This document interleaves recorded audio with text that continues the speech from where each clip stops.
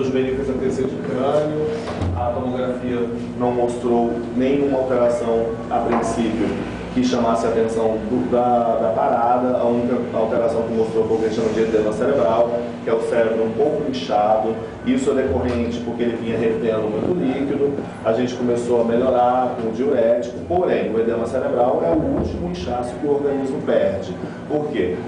As drogas que a gente realmente poderia fazer para melhorar o edema cerebral, eu não quero fazer para ele. Por quê? É uma substância muito rica em açúcar. E ele ainda está com a taxa de glicose alta. Então, por que eu vou fazer se fosse necessidade urgentíssima, a gente faria. Mas o organismo está respondendo bem. Ele começou já a se movimentar durante o banho. Ainda está sonolento? Ainda está sonolento. Mas já está responsivo aos estímulos. Está controlando completamente sozinho o respirador. Todos os exames de raio-x, de sangue, estão dentro do padrão aceitável, normais. A gente vai, como hoje, foi o primeiro dia que ele realmente controlou o respirador sozinho, amanhã provavelmente a gente talvez já consiga tirá-lo do aparelho. Tá? Completamente? Completamente. A gente, porque assim... Tirar aos poucos. A gente começa, a gente falou... Esse exercício de 4 Isso, horas. aí ele já está tolerando fazer bem. Agora ele está mantendo o controle completo do respirador. Atualmente, a gente não usa mais essa história de vamos tirar um pouquinho e ver. A gente tira de uma vez, porque quanto mais você forçar o paciente, né, tira, coloca, a não ser que seja como a gente estava fazendo, ele vai ficando mais cansado.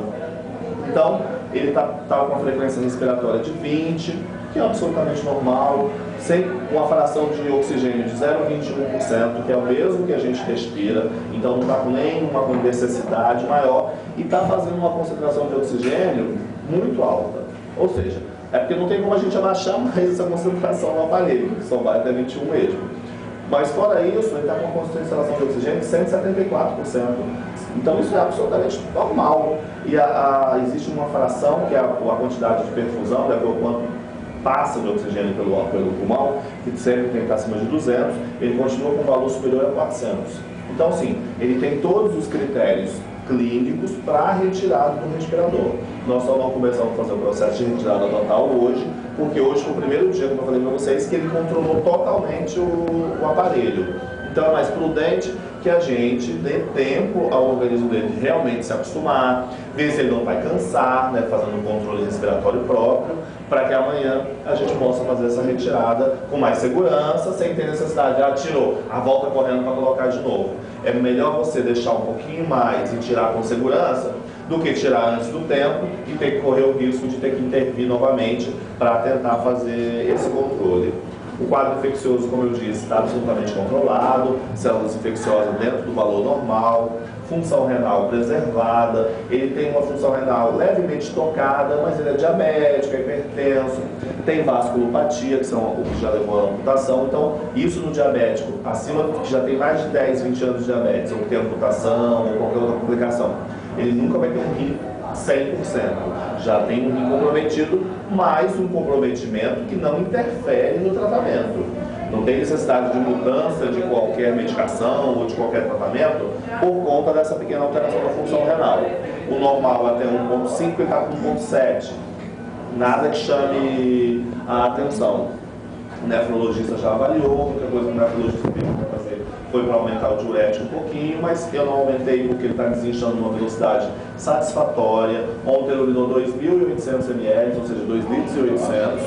Não tem por que ficar urinando mais que isso já é exagero. Até porque pode provocar uma desidratação e para o idoso é pior do que ele ficar um pouquinho inchado. Ele começou com 400. Isso. Então respondeu muito bem ao diurético. Então por isso que eu não aumentei. Mantive respeitando, né, o organismo do seu juvenil. A próxima, porque estava sentindo dor, Pois então, a proteção da próstata é o seguinte: eu pedi o exame, mas a FISEX não autorizou. Por quê? Porque a FISEX entende que isso pode ser investigado ambulatorialmente, que não é correlação. Está sendo acompanhado. Isso, que Está isso. sendo acompanhado. O que eles dizem. Como da próstata. Porque o que eles disseram, o Major disse para mim hoje, que na realidade a alteração prostática não está correlacionada à doença dele no momento. Então eles não autorizaram o exame. Então aí eu só posso fazer aquilo que o plano de saúde. É óbvio que se fosse realmente, eu visse que isso está interferindo no tratamento, eu justificaria e com certeza eu acho que o Major autorizaria como você autorizou. Mas não está piorando o quadro dele. Então ele pode fazer isso em investigação posterior via ambulatório e não emergência. Por essa razão que a gente não fez nenhuma investigação com relação à próstata aqui. Então, seu dado só com fentanil? Agora não está com mais nada. Agora tiramos a sedação completamente.